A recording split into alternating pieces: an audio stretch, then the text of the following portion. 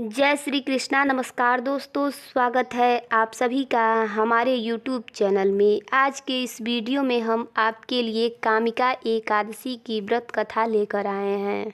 आइए अब हम आपको युधिष्ठिर महाराज के महल में ले चलते हैं, जहां भगवान श्री कृष्ण और युधिष्ठिर महाराज के बीच एक अत्यंत महत्वपूर्ण संवाद हो रहा था। युधिष्ठिर महाराज भगवान श्री कृष्ण से पूछते हैं, हे पुरुषोत्तम, आपके दया से मैंने देवशयनी एकादशी का महत्व जाना है। अब कृपया आप मुझे आषाढ़ मास के कृष्ण पक्ष में आने वाली एकादशी के विषय में बताइए। युधिष्ठिर महाराज का प्रश्न सुन भगवान श्री कृष्ण मुस्कुराए और उत्तर दिया, हे राजन, एक समय जीवों के कल्याण के लिए नारद मुनि ने यह प्रश्न अपने पिता ब्रह्मा जी से किया था। ब्रह्मा जी ने उन्हें जो वर्णन किया वो मैं आपको कहता हूँ, ध्यान पूर्वक सुनिए। हे पितामह, क्या आप मुझे आषाढ़ मास के कृष्ण पक्ष में आने वाली एकादशी के विषय में बता सकते हैं? हाँ वत्स, आषाढ़ मास के कृष्ण पक्ष में आने वाली एकादशी कामिका एकादशी है। इसकी महिमा इतनी दिव्य है कि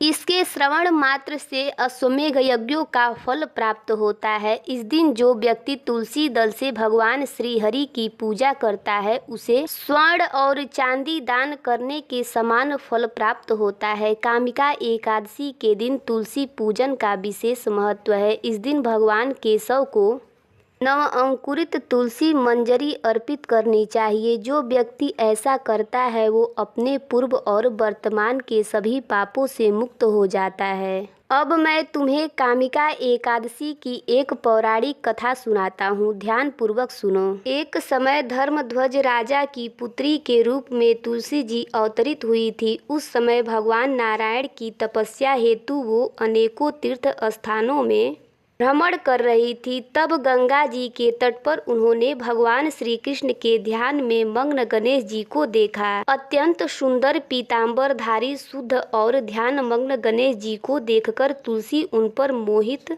हो गई और उनसे विवाह करने की अपनी इच्छा उनके समक्ष प्रकट करी। तपस्या भंग होने पर भगवान श्री गणेश बोले, हे देवी, आप कौन हैं? आपके यहाँ आगमन का क्या कारण है? क्या आप नहीं जानती कि तपस्वियों का ध्यान भंग करना पापजनक होता है? तब तुलसी जी ने कहा, मैं राजा धर्मध्वज की कन्या हूँ और योग्य पति प्राप्त करने हेतु यहाँ तपस्या करने आई हूँ। आपको देखकर मैं आपसे आकृष्ट हूँ और आपसे विवाह करना चाहती हूँ। तब गणेश जी बोले, हे देवी, मेरी आपसे विवाह करने की कोई इच्छा नहीं है। कृपा करके आप मुझसे अपना ध्यान हटाकर किसी और योग्य वर की तलाश करें। गणेश जी के ऐसा वचन सुनकर तुलसी जी को क्रोध आ गया और वो बोली, आप मुझसे विवाह नहीं करना चाहते तो आपका विवाह 2 कन्याओं से होगा। ऐसा कहकर वो गणेश जी के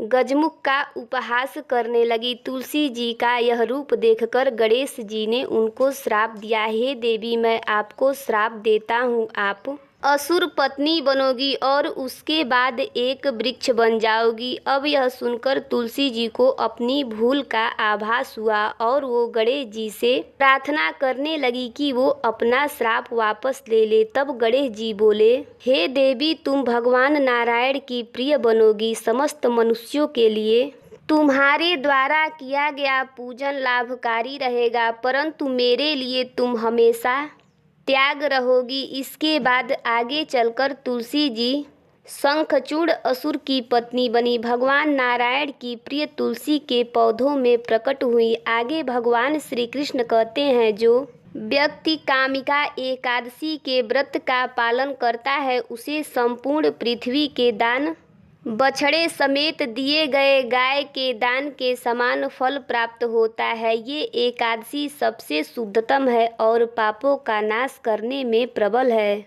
जय श्री हरि विष्णु। ये कहानी आपको कैसी लगी कमेंट करके ज़रूर बताइएगा। चैनल पर पहली बार आए हैं तो चैनल को सब्सक्राइब करिएगा, बेल आइकन को प्रेस करिएगा ताकि आने वाली न्यू वीडियो की नोटिफिकेशन आप सभी को मिलती रहे। वीडियो अच्छा लगे तो वीडियो को लाइक और ज़्यादा से ज़्यादा शेयर करिएगा। जय श्री कृष्णा।